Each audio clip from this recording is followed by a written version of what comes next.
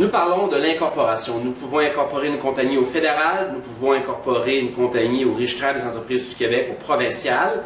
Il y a deux lois différentes, toutefois les lois se ressemblent étrangement.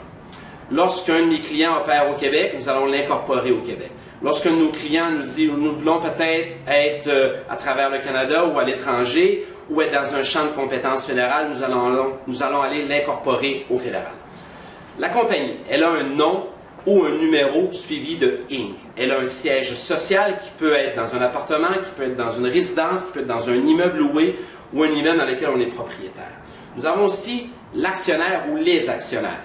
Nous allons émettre des actions suite à leur mise de fonds, à leur investissement dans la compagnie. Nous allons parler aujourd'hui d'actions ordinaires. Nous avons toutefois d'autres types d'actions privilégiées, discrétionnaires, d'assurance vie, de contrôle et autres. Toutefois, nous allons nous concentrer aujourd'hui avec les actions ordinaires. Les actions ordinaires donnent les privilèges et les droits suivants. Les actionnaires ont le droit de vote, ont le droit de dividendes et aussi au reliquat. Donc, le droit de vote, ça permet aux actionnaires de prendre des décisions et les décisions les plus importantes des actionnaires est de nommer le conseil d'administration. Les actionnaires peuvent être sur le conseil d'administration ou d'autres personnes pourraient aussi être nommées sur le conseil d'administration. Les dividendes à la fin de l'année, il y a des profits, donc les actionnaires vont se séparer les dividendes en proportion de leur détention d'actions.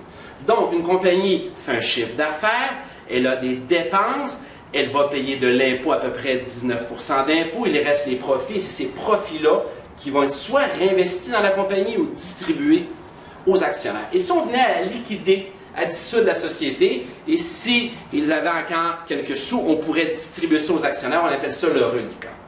Donc, nous mettons 10 000 $ dans une compagnie, comme à titre d'actionnaire, si la compagnie fait faillite, le plus que je peux perdre, c'est 10 000 $. Les actionnaires ne sont pas responsables des dettes de la compagnie, à moins qu'ils aient endossé les dettes pour la compagnie. On dit que la compagnie a des droits, elle est une personne morale. Donc, s'il y a des poursuites contre la compagnie, c'est la compagnie qui se fait poursuivre. Si la compagnie a des dettes, c'est la compagnie qui a des dettes. Et s'il venait à avoir une faillite, c'est la compagnie qui fait faillite. Toutefois, les administrateurs ont 5 grandes obligations. Les administrateurs sont responsables de retourner la TPS et de la TVQ si la compagnie n'a pas la capacité de retourner ses taxes et que la compagnie est insolvable.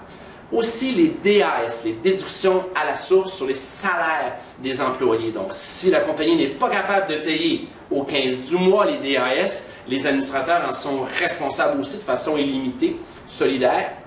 Et en plus, les salaires impayés, en plus, fraude et pollution à l'environnement. Donc, il est bien important de comprendre que comme actionnaire, je n'ai aucune responsabilité. Toutefois, la majorité des entrepreneurs qui partent d'une entreprise seront actionnaires et aussi administrateurs. Et administrateurs, ils ont des responsabilités. Au niveau impôt, la société peut avoir n'importe quelle fin d'année financière. Nous pouvons débuter un 1er septembre sans aucun problème et une année financière, c'est 12 mois. Nous devons faire des états financiers et ensuite payer de l'impôt. À titre d'actionnaire, des fois nous allons aussi être employés. Donc, je suis employé de ma compagnie, je reçois un salaire, je fais ma déclaration d'impôt personnel, je paie l'impôt du particulier et ma compagnie, après 12 mois, va sortir ses états financiers, va payer de l'impôt. Ce qui résume en gros la compagnie. Merci beaucoup.